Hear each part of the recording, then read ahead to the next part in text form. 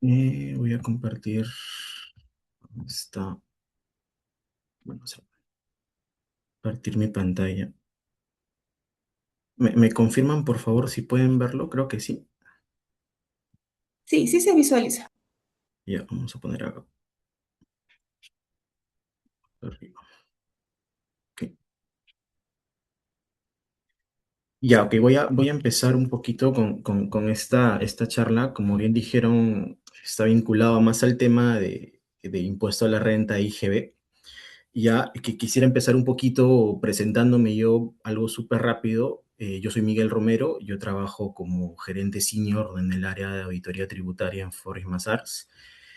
Tengo más de 12 años, ¿no? Trabajando en el rubro de impuestos, no solamente revisando pues diversas empresas, sino también eh, viendo temas de fiscalización, viendo temas de planeamiento tributario, procesos de due diligence, ¿no? También una etapa estuve como encargado de todo el área de outsourcing contable, ¿no? Entonces sí tengo bastante experiencia en estos temas y justamente esa experiencia es la que quiero trasladarles pues en esta pequeña charla.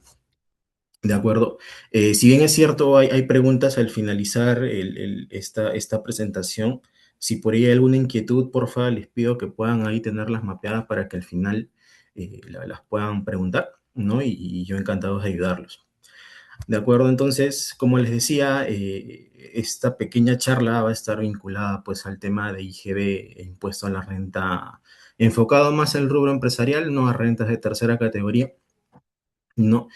Y lo que yo quiero empezar un poco es con una especie de comentario inicial, ¿no? Antes de empezar a la primera slide.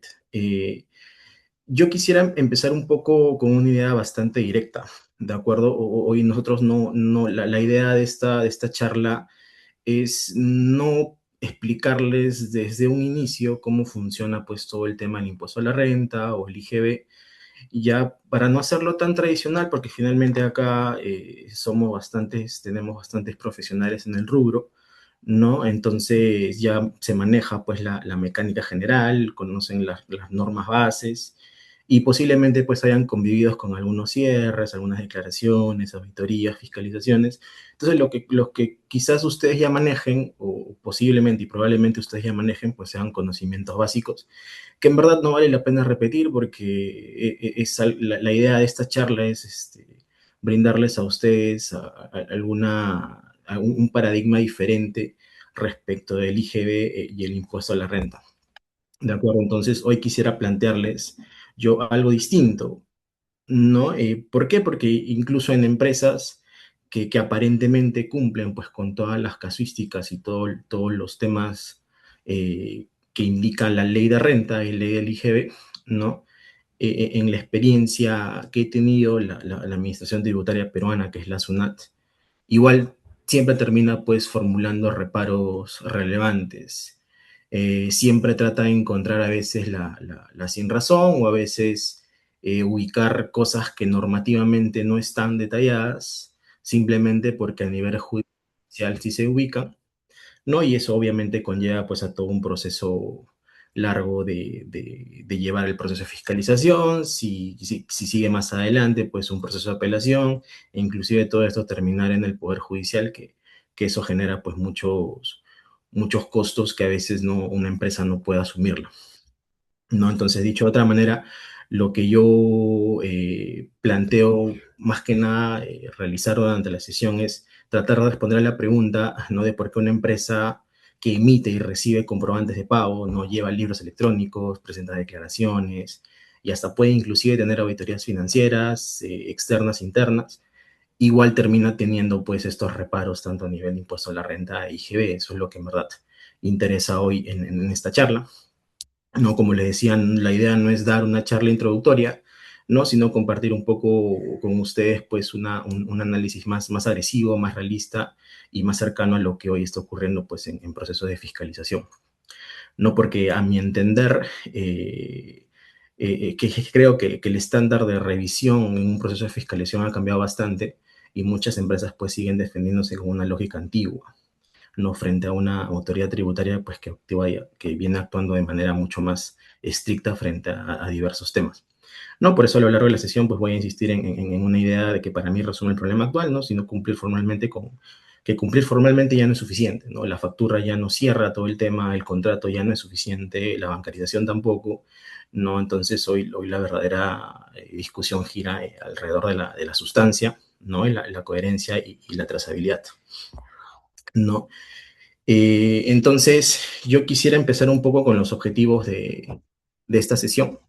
¿De acuerdo? Como ya les estuve adelantando, el objetivo de esta presentación es exponer algunos de los focos más sensibles de fiscalización, tanto a nivel, tanto a nivel de impuesto a la renta, ¿no? E IGB empresarial, no teniendo pues una parte teórica, ¿no? Porque como les venía diciendo, eso es algo que ya lo podemos conocer, ¿no? Sino tratando de explicarles a ustedes una lectura práctica de las contingencias, ¿no? Es decir, que está mirando SUNAT hoy en día, porque hay diversos procesos de fiscalización que se complican, qué errores se siguen cometiendo en la práctica, ¿no? Inclusive errores que pues empresas grandes inclusive y ordenadas lo tienen, ¿no? Y qué criterios deberíamos de incorporar para reducir esas potenciales exposiciones que se tienen, ¿no? Entonces, lo que yo voy a hacer en esta presentación es concentrarme en cuatro principales puntos, ¿no? El primero, que es un poco el enfoque que viene realizando SUNAT en una fiscalización, que ha pasado básicamente de lo documental a una validación mucho más intensa de la realidad económica, ¿no? Lo que se denomina como fea-ciencia, que quizás muchos lo hayan escuchado, ¿no? Segundo, los principales reparos que hoy se están presentando pues a nivel de impuesto a la renta, IGB, ¿no? Especialmente en operaciones no reales, fedaciencia, algo nuevo que ha venido realizándose en los últimos meses, que son los sujetos sin capacidad operativa, y un punto importante que es a nivel del crédito fiscal, porque si bien es cierto, son dos legislaciones totalmente distintas, no siempre tienen alguna relación en cuanto a la utilización del crédito fiscal y la utilización o la consideración de un gasto como deducible. No, tercero, voy a explicar algunos casos numéricos bastante sencillos para aterrizar un poco la idea económica del problema. Y finalmente, algunas reflexiones prácticas, ¿no? Sobre cómo entender una fiscalización en un estándar o un escenario mucho más actual, ¿no? Mi expectativa de la sesión es que al finalizarla, ustedes no solo recuerden artículos o conceptos, que eso en verdad lo pueden ver en el día a día, sino que salgan con una conclusión bastante concreta, ¿no? Que hoy el mayor riesgo tributario no necesariamente está en la omisión, ¿no? Sino en la incapacidad de sostener técnicamente la realidad de la operación cuando la autoridad tributaria, ¿no? En este caso SUNAT, lo cuestiona, ¿no? Entonces, yo he planteado esta estructura, ¿de acuerdo? No, vamos a un poco tratar de simplificar la estructura como tal, no, lo que primero voy a hacer es plantear un poco el cambio de enfoque de SUNAT que ha venido realizándose en los últimos años en un proceso de fiscalización, no, ya que sin entender este cambio es un poco complicado entender por qué ciertos reparos hoy prosperan con tanta facilidad, ¿no? Luego de ello, lo que trataré de explicarles es estos principales focos de observación, tanto a nivel de impuesto a la renta, IGB, y luego entraré con un poquito más de detalles a operaciones no reales, fedaciencia, ¿no? Lo que les comentaba, sujetos sin capacidad operativa, que en verdad son los tres principales ejes que desde mi punto de vista son más duros en una fiscalización, ¿no? Y finalmente aterrizar el tema con dos casos prácticos, puntuales, y con un checklist de revisión y una reflexión sobre el nuevo estándar de cumplimiento tributario. ¿No? Entonces, este orden lo he tratado de plantear, ¿no? De tal forma de que ustedes puedan seguir una lógica, ¿no? De un proceso de fiscalización, ¿no? Primero un poco entender cuál es el razonamiento de la autoridad tributaria, ¿no? Luego identificar en qué punto suelen ocurrir observaciones, un poco en caso de que existan observaciones, medir el costo, ¿no? Que involucraría una potencial observación por parte de la SUNAT, ¿de acuerdo? Y qué deberíamos, finalmente, cómo deberíamos nosotros reaccionar frente a un escenario en donde SUNAT repararía un gasto, no observaría la utilización de un crédito fiscal indebido, ¿de acuerdo? Entonces, Dicho esto, voy a pasar al primer punto, y ya en donde qué es lo que ha cambiado un poco en el paradigma que ha venido tomando Sunada en los últimos años respecto de un proceso de fiscalización. ¿De acuerdo? Entonces, ese es el primer punto, ¿no? Cambios de enfoque de la administración tributaria, ¿no? Para que ustedes puedan un poco tener en cuenta lo novedoso, digamos, que siempre ha venido realizándose, ¿no? Para que puedan también estar ustedes en autos de lo que implicaría un proceso de fiscalización. ¿No? Entonces, para empezar con esto, yo en verdad, si tuviera que resumir un poco en una sola frase lo que ha pasado en los últimos años respecto de un proceso de fiscalización, ¿no? Yo lo que diría es que SUNAT, ¿no? En un proceso de fiscalización, ha dejado de revisar únicamente, pues, sus documentos, ¿no? Y ha pasado a validar historias, perdón, historias económicas completas, ¿no? Es decir, ya no se conforma con solamente revisar el comprobante de pago, ¿no? Si existe comprobante de pago o si existe solamente un contrato o si existe digamos, un estado de cuenta en donde se refleja o se verifica el pago de la operación, o si se cuenta pues con la constancia de pago de la detracción, o si hay una constancia de pago de la retención, no, ya eso no es suficiente para SUNAT, porque ahora inclusive ellos lo que tratan es de reconstruir, de reconstruir si la operación tenía una lógica económica, ¿no? Es decir, si podría ejecutarse, ¿no? Y si efectivamente fue ejecutado, ¿no? Y si el contribuyente, ¿no? Las empresas pueden demostrarlo de manera coherente, ¿no? Ese es el principal cambio, de hecho, en cuanto al paradigma, porque antes, ¿no? SUNAT siempre pedía papel, papel y papel, no, y con el papel era suficiente. Ahora en verdad tratan de ubicar diversos conceptos que lamentablemente no están pues tipificados en la ley del impuesto a la renta ni en la ley del IGB. No, lo que ahora tratan es buscar a veces una sin razón, simplemente basándose en jurisprudencia y en el gorrito general o la definición del gorrito general de lo que denominamos principio de causalidad, ¿no? Que es bastante amplio, y eso es lo que SUNAT siempre agarra para cualquier procedimiento de fiscalización. ¿De acuerdo? Entonces, este cambio de paradigma tiene varias manifestaciones, ¿no? En primer lugar, y por un lado, está todo el tema de la masificación de la información electrónica. De acuerdo, como pueden ver ahí en el primer punto, ya todo en la actualidad, prácticamente todo, ¿no? A excepción de principales contribuyentes que aún están teniendo todo el tema complicado de la implementación del CIRE, ¿no? Que recién ahora, en junio, julio, ya existe una obligación y posiblemente se vuelva a patear, pero finalmente ya está prácticamente todo lo que, ya está masivo todo lo que es implementación electrónica. No, no solo, como les decía, comprobantes de pago, sino también libros electrónicos, declaraciones, los PDT ya se vienen presentando de manera automática desde la clave Sol. No, ya SUNAT inclusive puede tener acceso a las cuentas bancarias, no, cruces a nivel de información de terceros, cruces automatizados inclusive. Ahora último ha salido lo que se denomina el perfil de acceso, ¿no? Que SUNAT en un proceso de fiscalización te puede pedir que le crees un usuario a tu sistema contable para que ellos mismos puedan acceder inclusive al sistema y empezar a descargar información, ¿no? Entonces ya SUNAT está más tecnológica, ¿no?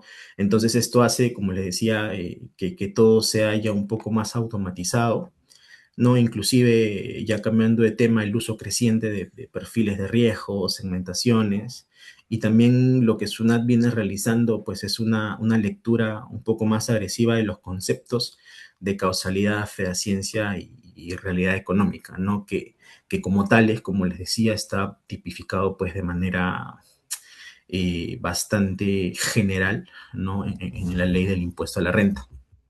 Entonces, la autoridad tributaria ya en la actualidad no viene validando la forma, no, como le decía, no viene validando lo que es la factura, el contrato ya, sino ya viene validando o solicitar información respecto de la sustancia económica de la operación, ¿no? Entonces, lo que actualmente existe y desde la norma, por supuesto, la facultad de fiscalización de la SUNAT está tipificada como tal en el Código Tributario, no es algo nuevo, ¿no? Entonces el Código Tributario es, digamos, la norma base o la norma sobre la cual se regula pues todos los procedimientos que pueda realizar SUNAT, ¿no? Y como tal ya reconoce a la SUNAT o le da la facultad a la SUNAT para poder verificar, investigar, controlar todo el cumplimiento de las obligaciones tributarias.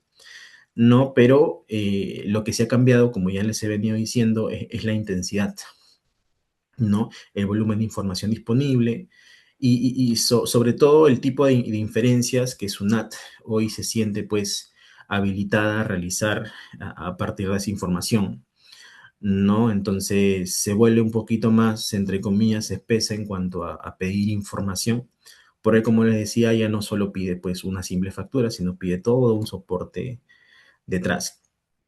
No, por eso es que justamente esto, la factura como tal, ya no solamente es lo único necesario, no, no es el inicio de un análisis, no tampoco es la conclusión de un proceso, sino un documento como tal ya no resuelve pues una controversia que pueda surgir en un proceso de fiscalización. No muchas veces la resolución de determinación o los requerimientos que SUNAT suele cursar bastante se ganan o se pierden mucho por la calidad de la historia económica que el contribuyente pues es capaz de sostener. No, por ejemplo, yo he visto muchos casos en donde piden, pues, hacen una muestra de gastos, ¿no? Y te piden, susténtame la fehaciencia con documentación veraz, ¿no? Que es lo que usualmente piden, lo cual es una solicitud bastante general. Y usualmente, pues, un contribuyente suele pasar, bueno, te paso mi factura, te paso mi contrato, te paso la bancarización, te paso algunos correos, ¿no? En donde he cruzado digamos, ideas con el proveedor, ¿no? Y si solamente se pasa eso, Sunat lo va a levantar porque va a pedir más información, ¿no? Va a pedir valorización, ese cálculo de la determinación del importe que fue pagado, ¿no? Digamos, si el contrato hace referencia a presentación de informes, de valorizaciones, de avances del proyecto, todo eso te lo va a pedir, ¿no? En un proceso de fiscalización, y si es que eso no se entrega, ¿no? SUNAT va a terminar de levantar pues todo ese gasto y considerarlo como no deducible, ¿no? Entonces, en un proceso de fiscalización, y es algo que yo también lo he venido pensando en los últimos años, es que SUNAT en la actualidad ya trabaja menos como verificador de papeles, ¿no? Y ya más como un analista de información. No, inclusive antes había muchos abogados pues que estaban en estos procesos de fiscalización, ¿no? Y a lo largo de los años ha cambiado un poco la estructura profesional, ahora contratan contadores, ¿no? Y sé que quizás acá muchos somos contadores, no tenemos esa habilidad numérica, pues, ¿no? De cálculo y todo eso, y de analizar papeles y documentar papeles, entonces Sunat ya tiene esa ventaja porque ya viene contratando contadores que les ayuda mucho, pues, al todo el proceso, pues, el proceso operativo, ¿no? Entonces, dicho esto, lo que yo un poco diría, lo que vendría después es cuáles son, a raíz de todo este cambio en el paradigma de fiscalización, ¿no? Cuáles son hoy los reparos que concentran mayor riesgo a nivel de impuesto a la renta e IGB, que justamente es el siguiente tema pues, que vengo un poco a comentarles. No, esta slide es un poquito lo que ya les venía diciendo, no, ya es una fiscalización más electrónica, se realizan cruces masivos de información, no, ya SUNAT tiene toda la información en vivo, no porque antes con los libros en físico pues uno tenía que esperar a abrir un proceso de fiscalización y revisar los libros, ahora los tiene de manera mensual inclusive, cruces de información a través de los comprobantes de pago electrónico que son manejados a través de un tercero, ¿no? Que es el OCE, el operador de servicios electrónicos, ¿no? Y todo esto lo hace bajo el gorrito de lo que les comentaba el Código Tributario, ¿no? Que en su artículo 62 le da justamente a la autoridad tributaria esa facultad, ¿no? De revisar. que en verdad esa facultad de fiscalización es bastante amplia. Entonces, a lo largo de los años siempre se ha venido realizando bastantes cambios para que la facultad de fiscalización pues sea un poco más rigurosa. No, lo novedoso, como les comentaba actualmente, es el tema del perfil de acceso, ¿no? Que nuevamente mencionarlo es simplemente crearle un usuario a la administración tributaria en un proceso de fiscalización para que pues, entre a tus propios sistemas contables y pueda hacer una búsqueda pues, de todo lo que ellos estimen conveniente, ¿no? Entonces, ya pasaríamos con esto al siguiente tema, no que a raíz de todo este proceso de fiscalización y todos estos cambios de paradigmas, ¿no? Se han detectado o se detectan o se detectarán, ¿no? Algunos principales reparos u observaciones a nivel de IGB e impuesto a la renta, ¿no? Entonces, ay, perdón. Entonces, yo quisiera un poco sintetizar los principales reparos que hoy vemos con mayor tendencia, ¿no? Y que posiblemente se seguirán manteniendo a lo largo de los años, ¿no? Con este nuevo cambio ya más electrónico en las fiscalizaciones. ¿No? Un poco lo categorizaría en cuatro frentes, ¿no? En primer lugar, operaciones no reales, ¿no? La segunda, falta de fehaciencia. La tercera es operaciones con sujetos sin capacidad operativa o con proveedores de alto riesgo, ¿no? Que justamente es algo que se viene, es lo nuevo que se viene para este año, potencialmente para el próximo año, ¿no? Acá hago un paréntesis, ¿no? Esta lista, este tema de sujetos sin capacidad operativa, si mal no recuerdo, salió creo a finales del 2024 con una lista de 3 contribuyentes, 4 contribuyentes, era bien chiquita la lista, ¿no? Pero ya en el transcurso del 2025 la lista se fue ampliando, ¿no? Entonces, hay todos unos requisitos que se tienen que cumplir, de acuerdo, porque Sunat está pues viendo estos temas con mayor foco, ¿no? No solamente en proveedores locales, sino también pues en proveedores del exterior, ¿no? Y acá cierro el paréntesis y les comento la cuarta, ¿no? Que son reparos pues al crédito fiscal, ¿no? Porque justamente lo que hace que tú te puedas utilizar el IGB,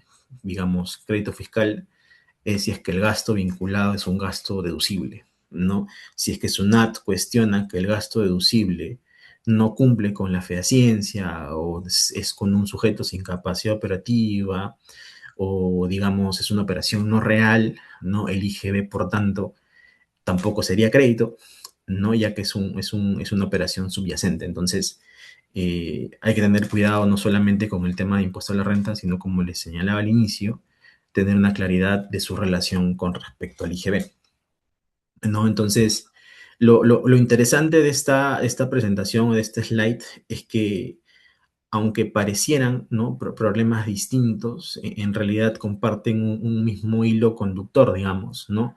En los 4 casos que les muestro acá, Tsunade intenta demostrar que el soporte documentario no coincide con la realidad económica alegada por el contribuyente, ¿no? Entonces, ya cuando en un proceso de fiscalización la SUNAT logra instalar esta duda en el contribuyente, ¿no? El efecto pues, puede ser bastante oneroso, ya que podría desconocer el gasto, ¿no?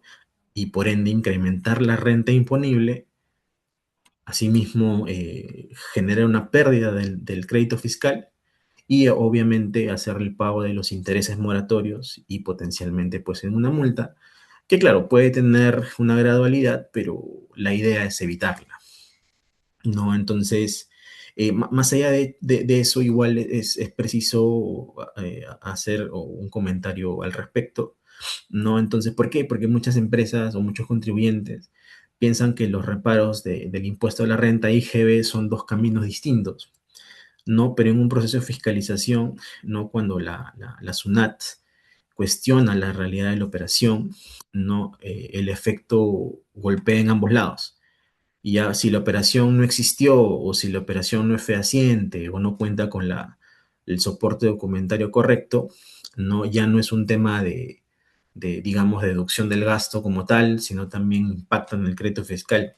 Obviamente, no lo que SUNAT tendría que hacer, y es algo que a veces en un proceso de fiscalización no se ve mucho, es yo te fiscalizo impuesto a la renta y si detecto que un gasto es no deducible, tengo que abrirte un proceso de fiscalización de IGB, ¿no? Y hacer pues todos, ya es una, de una emitiría pues ya no un requerimiento, sino de frente te emitiría una, posiblemente una carta inductiva diciéndote, oye, que esto no es deducible, el crédito fiscal tampoco lo puedes utilizar, ¿no? Y obviamente eso genera pues todo un arrastre de conceptos, ¿no? Que es de vital importancia evitarlo, ¿no? Entonces, para poder cerrar este punto o estos principales reparos, yo sí recomiendo que en un proceso de fiscalización pues no vean estos dos temas, impuesto a la renta y IGB, como dos conceptos separados, no, sino yo los leería como distintas, digamos, distintas expresiones de un mismo fenómeno, ya que el desplazamiento del control, ¿no? Desde la forma hacia la sustancia, es decir, si es que en un proceso de fiscalización no detectan que algo es no fehaciente, no es causal, entonces claramente impactaría pues a nivel del IGB, y esto inclusive ustedes los pueden ver a nivel digamos, normativa, ¿no? Como lo menciono ahí en los artículos 18 y 19 de la ley del IGB, ¿no? Y esos artículos en particular son los que llegan a hilar, pues obviamente, ambos tributos, ya que el artículo 18, si mal no recuerdo, lo que te menciona es que si tú tienes derecho al crédito fiscal siempre que el gasto sea deducible para fines de impuesto a la renta. Entonces, ahí ya hace la apertura para que cuando tengas un gasto no deducible, siempre que tengas un gasto no deducible, perdón, si tienes una factura con un IGB, ¿no? Ese IGB tampoco te lo podrías este, utilizar, ¿no? Entonces, desde este cuatro conceptos, ¿no? Yo sí les comento y les pido que, por lo menos a mi juicio, creo que el más agresivo y el más costoso es el de la operación no real, no porque te repararía el 100% del gasto, obviamente. Entonces, eh, la idea es justamente evitar esos temas, ¿no? Entonces, lo que yo quiero ahora un poco explicarles es uno a uno, no porque ya en la siguiente slide es un poquito los criterios de fiscalización, ¿no? Entonces yo lo que quiero un poquito mencionarles es eh, uno a uno, ¿no? Un poquito comentarles cada concepto que suele pues tener un impacto en la fiscalización, ¿no? Empezando un poco por las operaciones no reales. ¿De acuerdo? Durante un proceso de fiscalización, cuando la administración tributaria sostiene que una operación no es real, está pues comentando algo extremadamente grave, porque ya que no está discutiendo un exceso de gasto, no está discutiendo una mala clasificación o una formalidad incumplida, sino está cuestionando el hecho económico del mismo, ¿no? Está diciendo en esencia que la operación cuestionada pues nunca ocurrió, como el contribuyente menciona, o que no existen elementos suficientes para poder sostener que realmente ocurrió. No, por eso es que acá siempre aparece una de las frases más incómodas, ¿no? Pero que en verdad son también bastante reales en un proceso de fiscalización actual, que la factura, y es algo que en verdad ya les estuve mencionando durante toda la charla, no, que la factura, contrato y pagos ya no son suficientes, no. Claro que obviamente sí son importantes, eso es sin duda, pero obviamente sería peor no tenerlos, porque acá inclusive te pueden abrir un tema de lavado de activos, que ya es un tema totalmente distinto, ¿no? O inclusive abrir un proceso de fiscalización sobre base presunta, que es lo peor que puede ocurrir en un proceso de fiscalización. No, es importante tenerlos, claro que sí, pero no son suficientes, ¿no? Si no están acompañados, pues, por una evidencia material de la ejecución del servicio. ¿Qué significa esto? Significa que si el contribuyente pues afirma que recibió un servicio de cualquier proveedor domiciliado, local, domiciliado o no domiciliado, perdón, la SUNAT puede pedir algo más o mucho más, inclusive en cualquier proceso de fiscalización, que la factura y el contrato, ¿no? Como les decía, puede pedir pues informes entregables, correos, evidencias, reuniones, resultados concretos, cálculo de los importes cobrados, si hay reembolsos, las facturas de los reembolsos, trazabilidad de las actividades, ¿no? La relación inclusive que puede tener la operación con el negocio, ¿no? E inclusive la consistencia, y eso está amarrado pues a los sujetos sin capacidad operativa, ¿no? A la consistencia del proveedor del servicio para justamente prestar dicho servicio, ¿no? Lo que la administración tributaria busca es reconstruir la operación, ¿no? Quiere un poquito ser más juiciosa en quién hizo qué, cuándo lo hizo, cómo lo hizo, con qué recursos, para qué se hizo y qué resultado produjo, ¿no? Entonces, estos son puntos claves, ¿no? Para poder tratar un poco de entender el pensamiento de SUNAT en un proceso de fiscalización, ya que si toda esta trazabilidad no puede cumplirse, ¿no? Entonces, claro, la defensa o el argumento de defensa en este proceso de fiscalización pues resulta bastante pobre, ¿no? Y puede ser cuestionado. Entonces, desde un punto de vista, ya desde el impuesto a la renta, ¿no? Se conecta pues concretamente con el principio de causalidad, ¿de acuerdo? Que como les decía es bastante amplio y hay un sinfín de jurisprudencia que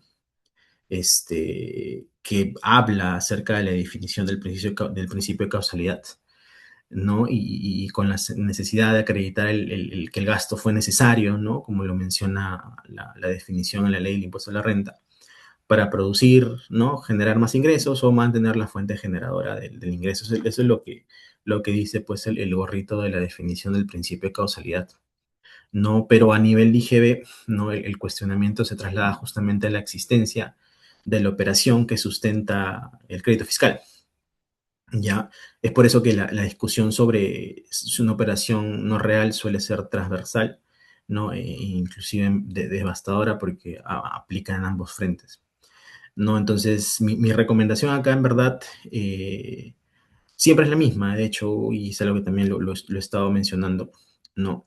Las empresas, pues creo yo, los contribuyentes deberían de dejar de archivar solo documentos tributarios, ¿no? Y deberían un poco archivar pues documentos como tal de negocio. Y esto no solo implica, esto ya implica que el contador no solo se dedique a pues pedir facturas y pedir contratos y eso guardarlo en una nube, ¿no? Sino implica mucho tener una sinergia con las demás áreas, ¿no? Que las demás áreas entiendan la problemática, porque muchas veces algunas personas que no, pues, no tienen conocimiento un poco de los temas tributarios, contables, no entienden por qué tienen que pedir un contrato, no entienden por qué te tienen que dar informes, no entienden por qué te tienen que dar toda la documentación, ¿no? Y claro, cuando llegue la fiscalización, ahí es en donde generan los problemas. Entonces, mi recomendación no solamente es, no se enfoquen pues en solo documentar o archivar documentos tributarios, ¿no? Sino un poquito céntrense en archivar pues toda la documentación que centre o que centralice toda la historia de la operación como tal. No, obviamente no vamos digamos, documentar pues operaciones chiquitas, no operaciones que no son materiales pues para el negocio. La idea siempre es documentar pues aquellas operaciones que van a resultar bastante onerosas, bastante materiales, porque SUNAT, si bien es cierto, revisa el 100% de la información, siempre suele revisar en base a muestras, ¿no? Y la idea es que por lo menos la muestra puede estar bien cubierta, ¿no? Entonces, ejemplos claros, ¿no? Un servicio de consultoría estratégica, ¿no? Eh, digamos que, no sé, lo que hacen pues las firmas de auditoría, un servicio de consultoría respecto a una operación en donde no tengan el informe, ¿no? Donde no hayan habido reuniones, ¿no? Entonces, claro, yo voy a tener la factura de este consultor, pero ¿qué me acredita a mí que el servicio efectivamente fue realizado? No tengo nada desde atrás. Entonces, claro, siempre es bueno tener pues una documentación hacia atrás. Si es que tengo un servicio de consultoría con un tercero, oye, mándame pues el informe con el que concluyes tu posición, ¿no? Mándame los correos, bueno, los correos electrónicos, los guardo para ver confirmar que efectivamente hay un cruce de opiniones, ¿no? Etcétera, ¿no? Documentación que en verdad sirve para que uno no pueda cuestionar pues a estos servicios como operaciones no reales, ¿no? Un siguiente punto, ¿no? Que también es importante es la fehaciencia, ¿de acuerdo? Que en verdad está un poquito amarrada a lo que es la no realidad de las operaciones, pero que sí es algo que nosotros usamos pues en el día a día, Y ya, eh, sí conocemos el concepto de fe de ciencia, ya, pero cuando estamos hablando pues en un proceso de fiscalización, esta definición pues adquiere una profundidad mucho mayor. Ya, durante muchos años, ¿no? En la práctica, digamos, empresarial, o por lo menos en la experiencia que yo he tenido, no siempre se asoció la fehaciencia pues a tener el comprobante, el contrato, el medio de pago y quizás por ahí algún otro documento puntual. Sin embargo, ya hoy, como ya se venía explicando, pues la exigencia es bastante amplia, ¿no? Cuando SUNAT suele cuestionar fehaciencia, lo que está preguntando no es solamente si hay documentos, no, sino está preguntando si esos documentos son suficientes para demostrar de manera razonable y coherente que la operación efectivamente se llevó a cabo, se realizó. No, en otras palabras, una no solamente quiere ver el soporte, sino quiere ver prueba de la realidad de la operación. Entonces aquí siempre es conveniente ser muy claros en que la prueba no es un documento aislado, es un conjunto de elementos que permiten reconstruir la operación pues con una lógica económica detrás.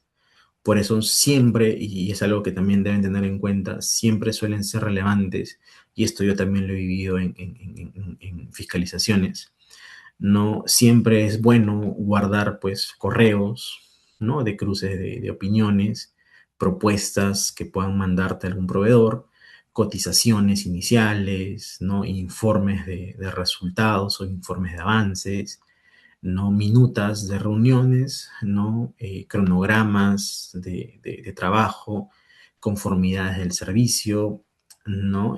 Y cómo se relaciona con el negocio como tal, ¿no? Y aún así se tenga toda esta documentación, y eso es lo gracioso, que aún así se tenga con toda esta documentación, SUNAT puede inclusive cuestionar la operación, ¿no? Pero igual siempre hay argumentos, ya habría un conjunto de soportes que sí podría ser, digamos, reclamado, pues, ¿no? Si es que SUNAT lo llega a cuestionar, ¿no? Entonces, una frase que por lo menos yo podría decir para ordenar este punto es que si no puedes reconstruir la operación, ¿no? Entonces, SUNAT tiende a asumir que la operación no existió. No, sé que en verdad puede sonar un poco ilógico, ¿no? Pero es justamente cómo SUNAT viene pensando y cómo se revisan pues muchos procesos de fiscalización, ¿no? Entonces, eh, para personas que quizás tengan un poco más de experiencia, ¿no? Yo diría que aquí la gran tarea no es aprender una definición nueva de fe de ciencia, porque en verdad esto lo podemos encontrar en cualquier lado, ¿no? Sino que el estándar probatorio se ha vuelto más exigente, ¿no?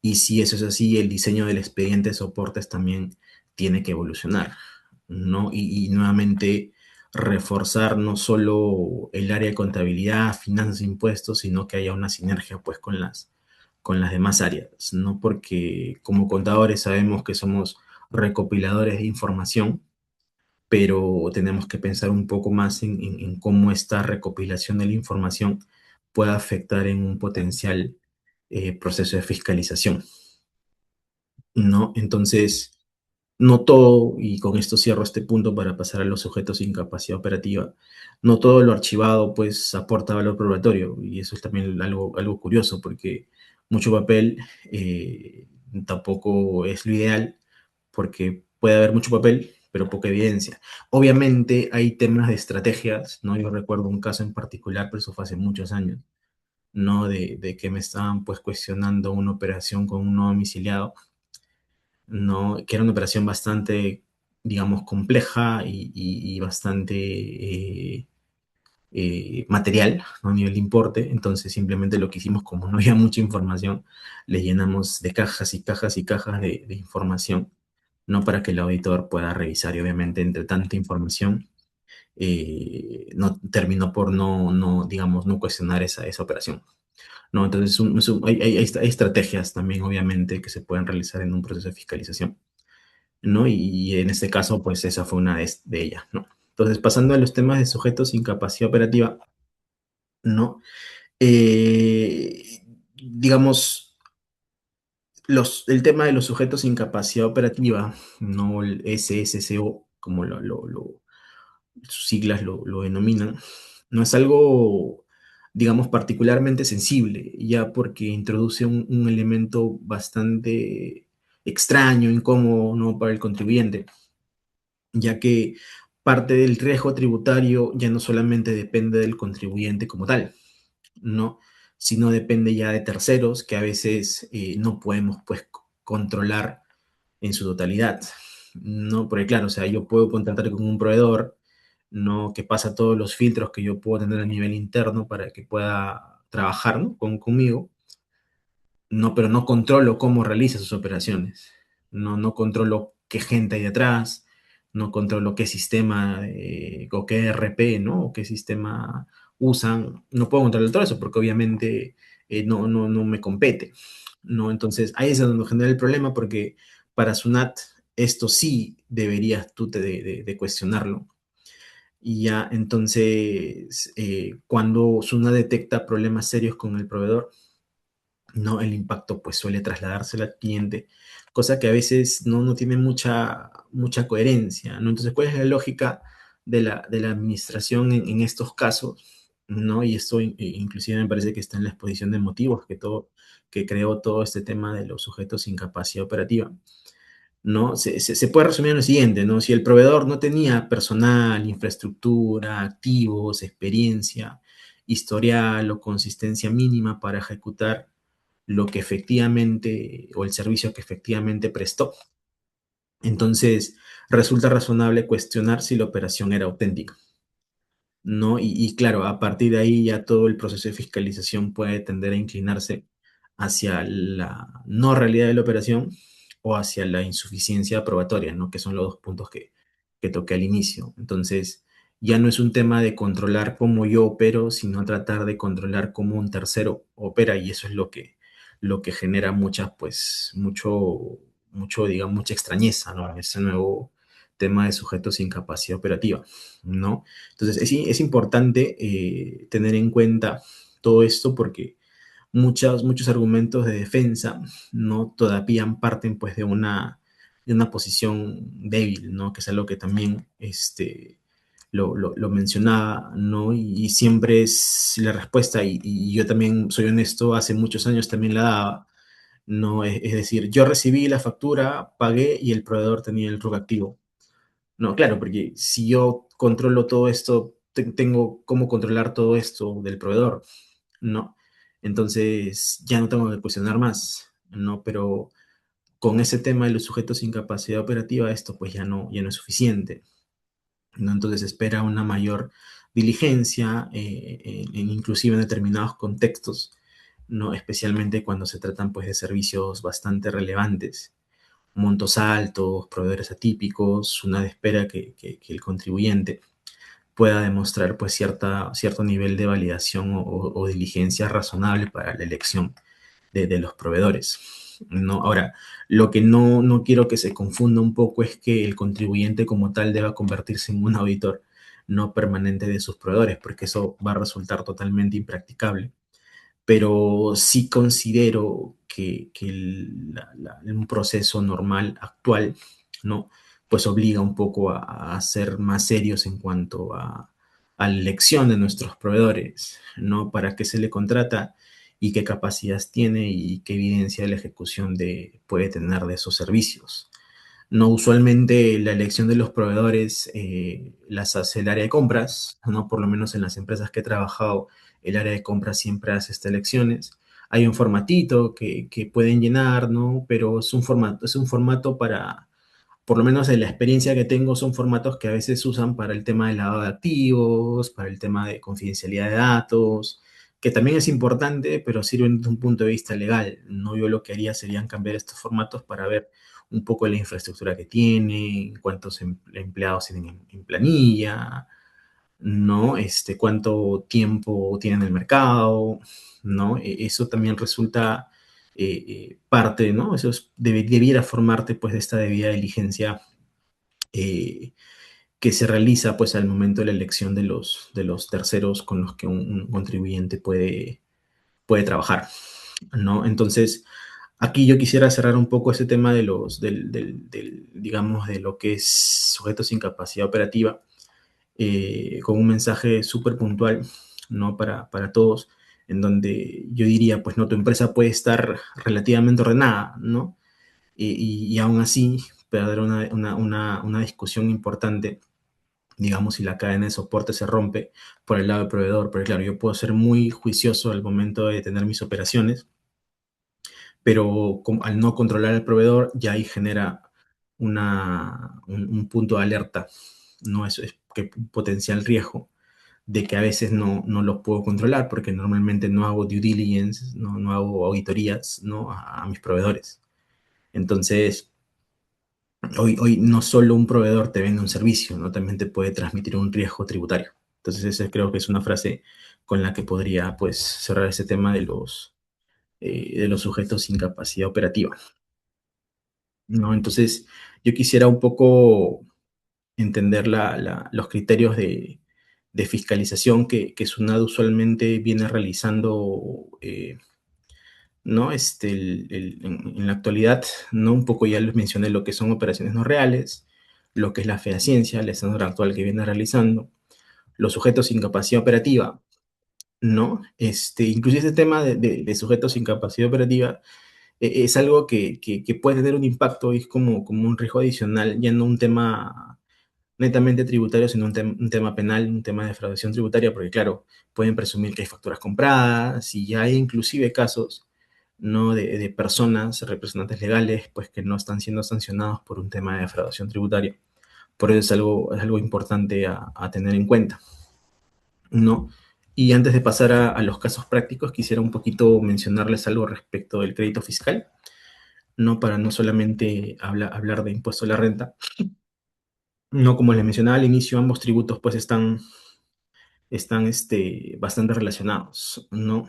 Entonces, muchas veces a nivel de IGB, el discurso empresarial sigue muy concentrado en los requisitos formales, ¿no? Que existe el comprobante de pago, que inclusive esté validado, ¿no? A través del OCE y que se haya anotado pues oportunamente en el registro de compras. Y obviamente que la compra esté vinculada a operaciones grabadas y que si está vinculada a operaciones grabadas y no grabadas, que hay una prorrata, ¿no? Y que cuente pues con las exigencias legales básicas. Todo eso en verdad sí es correcto, claramente que sí, pero en un proceso de fiscalización ya eso no termina de cerrar pues todo el ciclo. No, en la actualidad y lo que SUNAT viene realizando como práctica, ¿no? Además de revisar los requisitos normativos expresos, ¿no? Que el comprobante de pago esté válido, esté anotado en el registro de compras, ¿no? Introduce pues una validación más amplia de la operación, eh, ¿no? Como tal, ¿no? En términos simples, ¿no? Si la operación es cuestionada, y esto está amarrado un poco a lo que les venía diciendo a nivel de impuesto a la renta, ¿no? Si la operación está amarrada a una operación no real, no fehaciente o incapacidad operativa del proveedor, ¿no? El crédito fiscal es inmediatamente observado, ¿no? Porque un poco por este amarre que existe en ambos tributos, ¿no? Por eso siempre digo que el IGB puede ser cuestionado. ¿Por qué? Porque a diferencia digamos, otros debates un poco más interpretativos, ¿no? Aquí el reparo, el efecto del reparo suele sentirse de manera más directa, ¿no? Porque si ya lo cuestioné, si ya Sunat, perdón, si ya Sunat me lo cuestionó en una fiscalización de impuesto a la renta y ya está confirmado que es una operación no real o no fehaciente, no, ya no tengo más espacio de discusión a nivel de IGB. No, el riesgo ya es directo, la cuantificación es directo, el contribuyente pierde 100% el crédito fiscal y se incrementa pues claramente el tributo por pagar, ¿no? O posiblemente reducir el saldo a favor, ¿no? Lo cual generaría pues intereses y multas, entre otros conceptos que en verdad, dependiendo de los años que hayan pasado, suelen ser bastante onerosos, ¿no? Entonces, desde una mirada técnica, esto obliga a dejar de ver, ¿no? Y es algo que también lo estuve comentando, es dejar de ver al crédito fiscal como un derecho meramente formal, ¿no? Y empezar a verlo como un derecho condicionado pues a la consistencia integral de la operación. No basta con haber contabilizado bien la compra, no basta con haberla anotado en el registro de compras, no basta que la factura haya sido aceptada por el operador de servicios electrónicos, sino que hay que, digamos, defender esta compra eh, económicamente, ¿no? Entonces, para cerrar este tema a nivel de IGB, de crédito fiscal, porque en verdad está amarrado a todo lo demás que les estuve comentando, ¿no? Lo que yo diría es que cuando SUNAT, digamos, discute la realidad de la operación, eh, ambos tributos, ¿no? Impuesto a la renta, IGB, dejan de ser debates paralelos, ¿no? Y se convierten en una sola contingencia que puedan tener dos efectos simultáneos e inclusive inmediatos, ¿no? Como yo les mencionaba, usualmente SUNAT empieza por fiscalizar impuesto a la renta, ¿no? Y si determina algunas observaciones, ya sea porque es una operación no real, es una operación no fehaciente, pues termina de cuestionar automáticamente el IGB, ¿no? Entonces, dicho toda esta explicación conceptual, yo les he traído un poquito dos casos bastante puntuales, ya que en verdad son dos casos numéricos, conceptuales y académicos. Obviamente la realidad es otra, ¿no? Pero sirve un poco para resumir pues todo lo que les he comentado, ¿no? El primer caso, no hablaríamos pues de un servicio observado por falta de evidencia, ¿no? Que es lo que usualmente SUNAT cuestiona, ¿no? En un proceso de fiscalización, ¿no? Entonces, imaginemos pues un caso, un primer caso, ¿no? Que es bastante común, ¿no? Una empresa peruana, obviamente, contrata un servicio, ¿no? Con un proveedor que no necesariamente puede ser domiciliado, puede ser también un proveedor que no esté en el Perú, también es totalmente válido, ¿no? Entonces, contrata un proveedor con un proveedor por 100.000 soles, ¿no? Más IGB. Entonces, a lo largo de toda la relación, digamos, comercial que se tiene con el proveedor, se tiene la factura, se tiene un contrato, perdón, y se tiene toda la bancarización, pues, del pago. No se tienen estos tres conceptos, ¿no? En esta operación. No, sin embargo, en un proceso de fiscalización, la SUNAT obviamente pide documentación adicional, ¿de acuerdo? Y la empresa para estos fines no logra acreditarla de manera suficiente, no para que no sea una operación pues observada, ¿no? Y puede tener argumentos bastante puntuales, no puede decir los entregables son genéricos, no hay mucho detalle, no hay trazabilidad suficiente, no hay una cuantificación de si me cobro 100.000, cómo es que se determinaron estos 100.000, ¿no? Y no hay, digamos, una relación con la necesidad del negocio, ¿no? Entonces, bajo estos tres argumentos, una cuestiona la operación y considera pues que es un servicio sin suficiente evidencia, ¿no? Entonces, ¿qué ocurre en este escenario? A nivel de impuesto a la renta, esos 100.000 soles, porque es lo que afecta el gasto del año, pueden ser reparados, ¿no? Como gasto no deducible. Eso significa que la renta imponible no aumenta, es decir, habría que adicionar esos 100.000 soles. Y si llevamos eso a una tasa del impuesto a la renta, ¿no? Que es 29,5%, estamos pues hablando de un impuesto mayor, ¿no? De 29.500 soles. No tengan en cuenta que un proceso de fiscalización no ocurre ni bien presentada la declaración jurada, ¿no? Eso creo que ya todos lo sabemos. Siempre SUNAT puede venir a fiscalizar 2, 3, 4 años después, ¿no? Porque en el Código Tributario el plazo de prescripción son 4 años, ¿no? Que en la práctica terminan siendo 5 años, porque si lo que te mencionan es que se corren los 4 años a partir del año siguiente de la fecha de presentación de la DJ, ¿no? Entonces en la práctica terminan siendo 5 años, ¿no? Entonces, claro, SUNAT no fiscaliza de manera automática una vez presentada la DJ, sino siempre espera pues un periodo de tiempo. Obviamente si un contribuyente tiene suerte nunca te fiscaliza, cosa que sí ha pasado, ¿no? Pero puedes tener la mala suerte de que venga y te fiscalice justamente un periodo que va a prescribir. No, yo por ejemplo ahorita el año 2020, perdón, prescribió el 31 de diciembre de 2025 y justamente en octubre del 2025 nos llegó un proceso de fiscalización. ¿No? Entonces a veces tenemos pues esa mala suerte, ¿no? Entonces, estos 29.500 soles, que justamente la observación, eh, no termina allí, ¿no? Porque eso es estamos hablando únicamente de impuesto a la renta, ¿no? Entonces, como ya les venía adelantando en los escenarios que les comentaba, ¿no? Al existir una relación entre el impuesto a la renta, ¿no? Y haberse cuestionado pues la consistencia del servicio, ¿no? También se compromete o se vería afectado el IGB asociado, ¿no? Que serían estos 18.000 soles. Entonces, bajo este escenario, la contingencia crecería pues todavía más, ya que se tendría por un lado el gasto observado y por otro lado pues el IGB cuestionado, ¿no? Entonces, por este ejemplo, que en verdad es meramente académico para que ustedes puedan ver un poco la conclusión de cómo llegar o que, a la conclusión que SUNAT llegaría en un proceso de fiscalización, no, el problema no es quizás perder una factura, porque en verdad todo eso lo podemos descargar de SUNAT.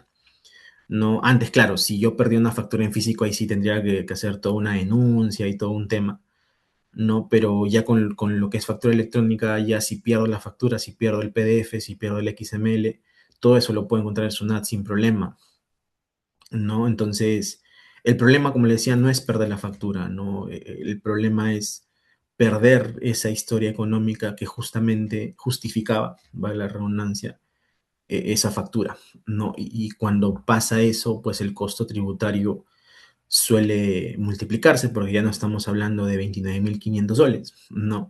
Estamos hablando de 29.500 soles a nivel de impuesto a la renta más 18.000 soles, ¿no? Que esto me parece son casi 40.000 soles, más todavía 50.000, 60.000 soles, al cual le tendría que sumar obviamente los intereses moratorios y las multas respectivas, ¿no? Entonces, si esto ocurre, y esto en verdad es un riesgo bastante, bastante puntual y que también lo he visto en varios casos, si existe una observación de esta índole en un año, tengan por seguro que al año siguiente va a venir y te va a observar exactamente lo mismo, ¿no? Y si en 2 años no lo tienes sustentado, va a venir por el tercer, cuarto y quinto año y es algo que va a repetir. Y esto lo he visto en muchos casos, ¿no? Y ahí ya claramente la contingencia se multiplica por 3 4 5 y eso pues no resulta desde un punto de vista meramente empresarial, ¿no? Porque un empresario busca generar plata.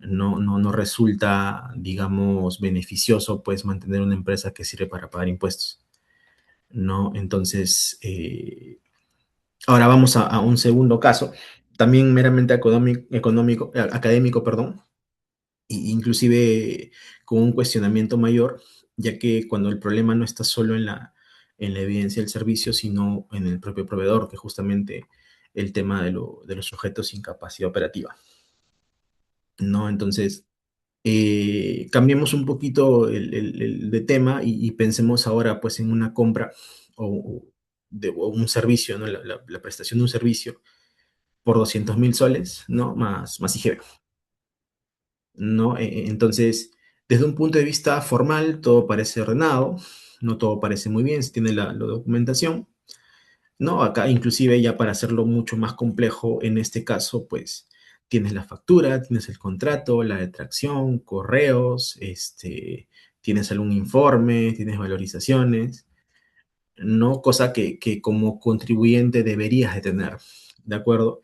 Pero sin embargo, en un proceso de fiscalización, ¿no? SUNAT durante esa revisión detecta, ¿no? Que el proveedor presenta pues algunos indicadores bastante débiles, ¿no? Digamos, tiene una baja capacidad operativa, es decir, te presta un servicio de 200.000 y solamente tiene 2 personas en planilla, ¿no? Tiene poca o nula infraestructura, no tiene una oficina bien alejada de la capital, no, presenta inconsistencias en declaraciones, es decir, ha pagado, pues no sé, un par de meses presentó la declaración fuera de tiempo o ha rectificado y pagado multas, ¿no? Personal suficiente, que es lo que le comentaba, que son en verdad rasgos propios de un proveedor que puede tener algo riesgo, ¿no? Entonces acá en verdad cambia un poco el paradigma porque como les decía ya no es un tema solamente que tiene que ver con mi control como contribuyente, ¿no? Sino también un poco el control que tengo hacia el tercero, ¿no? Entonces, bajo ese contexto y bajo este escenario de debilidad que les comentaba, pues la administración tributaria puede construir una narrativa bastante agresiva en ese sentido, ¿no? Puede inclusive, puede indicar, ¿no? Que dado que el proveedor no podía razonablemente ejecutar la operación, entonces la transacción debe ser pues observada, ¿no? O por lo menos el contribuyente debe aportar pues una defensa mucho más robusta en ese sentido, ya que si esa defensa no se materializa, el efecto va a ser similar al del caso anterior, ¿no? Entonces, pero obviamente sobre una base mayor. Entonces, claro, a nivel de impuesto a la renta y IGB tienen exactamente la misma lógica. Ya se reparan los 200.000 soles, no, y genera pues un mayor impuesto aproximado de casi 59.000 soles, aplicando pues la tasa del 29,5%. Y a nivel de IGB, el crédito fiscal también se vería comprometido en un aproximado de 36.000 soles, me parece, si aplicamos el 18% de 200.000. ¿No? Entonces ya con eso, si se dan cuenta, pues estamos cerca de los 100.000 soles. Y eso sin contarle pues los intereses y multas que puedan existir, ¿no? Que pueden ser mucho más onerosos inclusive que pueden pasar a lo largo de los años. Entonces cuando ya existen estos términos, ¿no? La discusión pues cambia completamente. Ya no estamos hablando de un, digamos, detalle administrativo, ya que, como les decía, no es un control propio del contribuyente, no estamos hablando de una contingencia que pueda afectar seriamente el resultado financiero, ¿no? La posición frente a una auditoría, ¿no? Y inclusive la percepción de calidad del control interno. Y nuevamente lo que les comentaba antes, ¿no? A nivel de sujetos sin capacidad operativa o con proveedores en general, ya no solamente basta con decir, yo ya tengo mi factura, ya le pagué, no, ya no es suficiente. El tema ahora es simplemente responder a, el proveedor tiene capacidad operativa, tiene empleados, tiene infraestructura, no para poder decir que efectivamente la operación es fehaciente, ¿no? Entonces, son dos casos académicos que les he traído bastante puntuales. De hecho, la realidad es distinta en cuanto, digamos, a un proceso de fiscalización, pero la lógica es la misma, ¿no? Entonces, ya un poquito, claro, ya estamos finalizando. Para poder ya cerrar los números y luego de haber, perdón, mostrado los números, quiero resumir un checklist bastante puntual que les he traído, que es un poquito parte de las conclusiones, ¿no? A todos estos comentarios o esta presentación que les he venido realizando. Entonces, a nivel de resumen, ¿no? Y si tuviera un poquito que condensar, digamos, la lógica de una fiscalización, yo lo haría en cuatro preguntas, ¿no? La primera es, ¿no? ¿El proveedor realmente podía hacer lo que facturó? Una segunda, ¿la operación tenía una lógica económica clara para el negocio y el adquiriente? Una tercera pregunta sería, ¿la evidencia material es suficiente? ¿No? Y cuarta pregunta, ¿toda la información disponible es coherente entre sí? ¿No? Es decir, no hay contradicciones entre documentos, registros, pagos y realidad operativa. Entonces, creo que es una buena forma de resumir toda esta exposición, ¿no? Porque ayuda mucho a simplificar una discusión que a veces se vuelve, perdón, demasiado dispersa, ¿no? Muchas veces un proceso de fiscalización fracasa para el contribuyente, no porque falte una norma o porque el contribuyente, digamos, tenga desconocimiento de un artículo en la ley como tal, sino porque en verdad no llega a responder una o varias de estas preguntas que les estoy mostrando. Entonces, si es que alguien por ahí, no sé, me preguntara qué revisar internamente antes de una fiscalización, o incluso no solamente esperar un proceso de fiscalización, que como les decía suele ser 2, 3, 4 años, y pueden ocurrir muchos cambios, ¿no? Cambios en el sistema contable, cambio de las personas que estuvieron involucradas, ¿no? Yo lo que haría sería hacer pues una revisión interna antes de cada cierre contable, ¿no? Yo diría, pues revisen capacidad, revisen lógica, revisen evidencia y revisen coherencia. Si estos cuatro conceptos están razonablemente cubiertos, entonces, claro, la defensa mejora de forma sustancial. No, obviamente, y vuelvo a decirles, el contador no debería ser pues un todista, ¿no? Porque los servicios no solo son, digamos, los servicios en una empresa, el contador no las contrata, ¿no? Suelen ser contratados por el área de marketing, por el área de planeamiento, por el área de recursos humanos. Entonces, muchas veces el contador al momento de recopilar la información, no, no se da cuenta en el momento de la contabilización para pedir otros soportes. Se suele pedirlos una vez se tenga la fiscalización encima y es algo que creo que no debe ocurrir, ¿no? Entonces, pasando a un tema siguiente y los errores críticos que yo creo es conveniente mencionarlos, ¿no? Yo diría que un error, digamos, estructural que todavía lo puedo, digamos, observar en muchas empresas, ¿no? Sería que se confunde mucho el cumplimiento formal, ¿no? Con cumplimiento, creo, tributario, ya que si bien es cierto, son cosas relacionadas, claro que sí, pero no son equivalentes, ¿no? El cumplimiento formal significa, creo, entre otras cosas, emitir o recibir pues correctamente un comprobante de pago, ¿no? Por ejemplo, registrar operaciones, declarar, bancarizar cuando corresponde y mantener una carpeta documental con con toda esa información.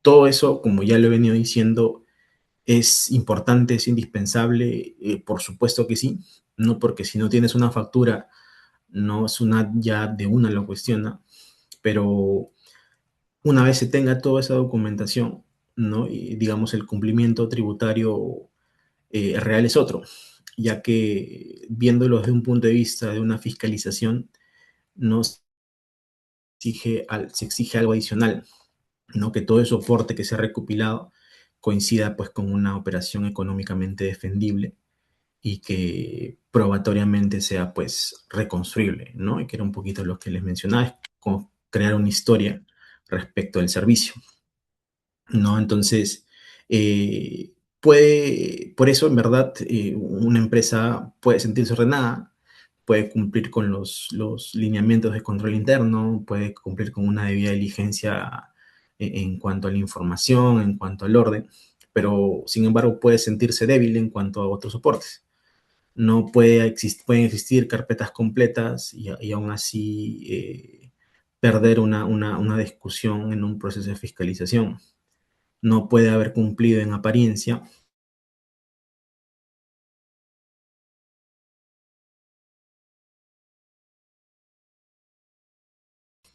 Ya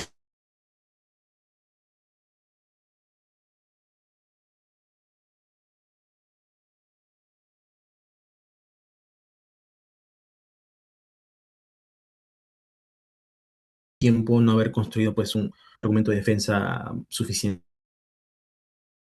sólido. Entonces, si me lo recuerdo, sí, esta charla me haya dejado de importar, claramente sí, hoy la forma debe venir acompañada de sustancia, coherencia y trazabilidad. Entonces, lo que explicaba acá, claro, ¿no? Lo que hace es abrir una conversación mucho más amplia sobre cómo defender técnicamente estas situaciones. Y justamente yo para estos temas quisiera cerrar, ya yo he compartido ahorita con ustedes, es un resumen, ¿no? Como pueden académico, tanto a nivel de impuesto, digamos, no es un resumen, ¿no?, académico, ¿no? Les estaba mostrando es pues una lectura, digamos, bastante superficial de lo que está ocurriendo pues actualmente en un tema de fiscalización, tanto a nivel de impuesto a la renta, IGB. No, he querido concentrarme en cuatro frentes bastante puntuales, que es las operaciones no reales, fehaciencia, proveedores sin capacidad operativa y pérdida del crédito fiscal. No, obviamente cada uno de estos temas pues admite un desarrollo mucho más profundo, ¿no? La defensa técnica de un reparo, no a nivel de impuesto a la renta, si estoy haciendo bien el cálculo de los límites, no si estoy llevando bien un control de los activos, no, inclusive también a nivel de impuesto a la renta diferido, siempre hay que tener un control, no, entonces eso es lo que quería plantearles. De hecho, en este programa que está planteando, la idea es ahondar muchísimo más en estos temas, no ya no solo desde un punto de vista meramente académico, conceptual, sino de un punto de vista real, no con casos reales, con situaciones reales, fiscalizaciones reales, argumentos de la propia administración reales en un proceso de fiscalización, no hay argumentos de defensa también reales en un proceso de fiscalización. Entonces, yo con eso termino, ¿no? Y creo que hay un espacio de preguntas, ¿no?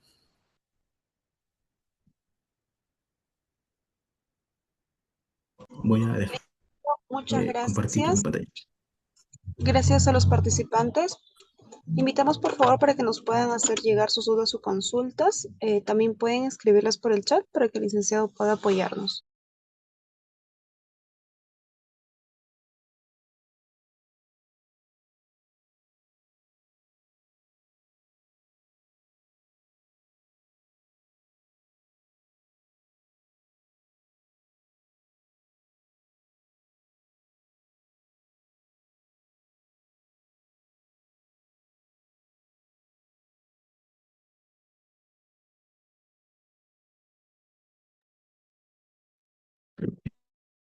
Preguntas en el chat, ¿cierto?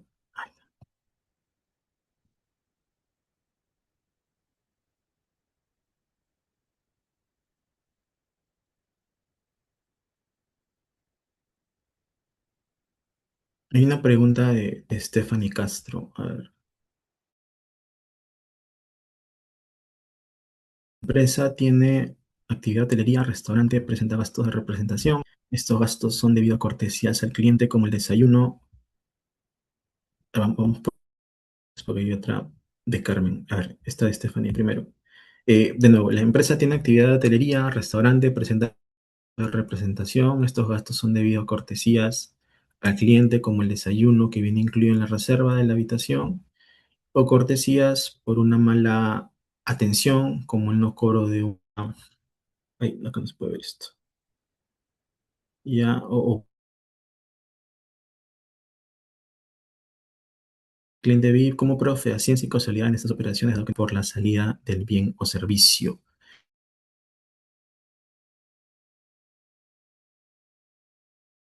Ya aquí está un poco complicado. Vamos por estos no regalos o servicios gratuitos, no sí debería de emitirse pues un comprobante de pago por transferencia gratuita. Y ya por eso inclusive está en el reglamento de comprobantes de pago. Entonces, ya esto no entraría dentro de un espacio, digamos, de fondo, ¿no? Porque esto es mera formalidad. Entonces, si esta formalidad no se cumple, que es emitir el comprobante de pago no por transferencia gratuita, ya el gasto resultaría no deducible. No, sin embargo, no, yo creería que ya sería no deducible si es que no se puede sustentar la operación con un comprobante de pago. No, entonces, parte de la charla, como les mencionaba, es que sí o sí tienes que tener el comprobante de pago. No es suficiente, pero sí es algo que sí o sí se debería tener.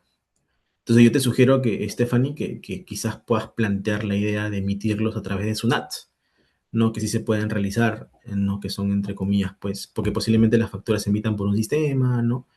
que las emitas por SUNAT y que se puedan incluir en la contabilidad para poder sustentar el gasto. ¿De acuerdo? Creo que sería lo más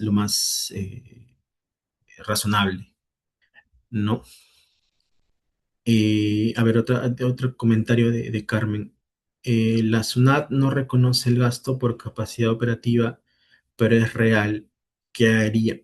Ya, en este caso habría un tema de discusión, ya, porque yo en verdad considero que estos temas de sujetos sin capacidad operativa es bastante complejo porque SUNAT no me puede cuestionar a mí con qué proveedores contrata y con qué proveedores no. O sea, en verdad está yendo en un campo distinto de lo que es este, la tributación como tal y está yendo un campo más comercial, que en verdad uno no debería de cuestionarme eso.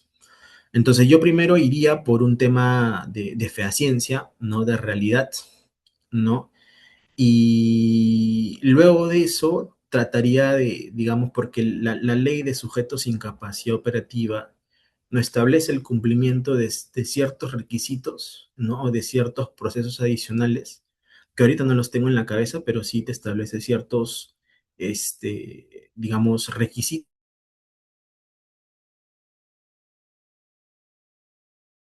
seguimientos adicionales que tienes que cumplir, que si bien un sujeto con capacidad operativa sí está apto pues para prestar ese servicio, ¿de acuerdo?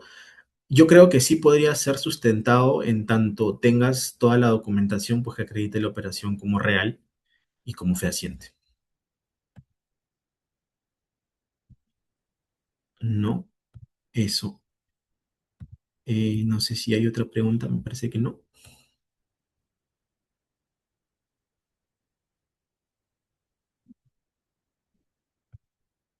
Hay otra.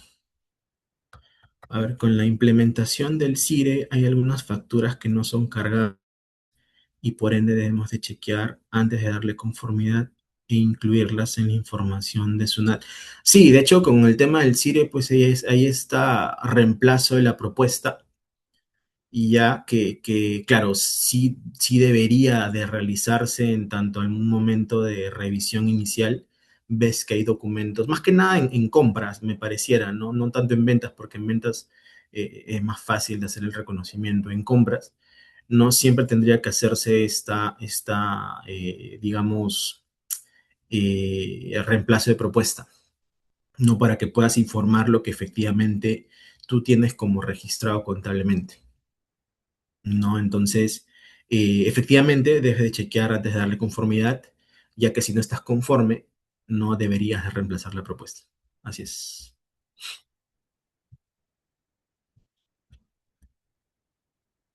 No sé si hay otra pregunta.